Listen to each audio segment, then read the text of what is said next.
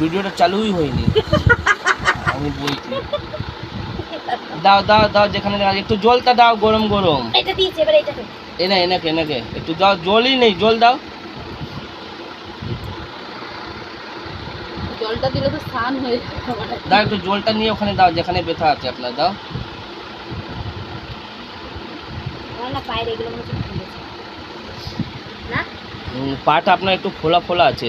ফোলা আছে, এমনি পায়ের ফোলা। হ্যাঁ, একটু এনার পায়ে একটা ফোলা ফোলা আছে। একটু বেশি লাগবে। দাও আপনি দাও, ওখানে একটু গরম গরম দাও, জলটা দাও।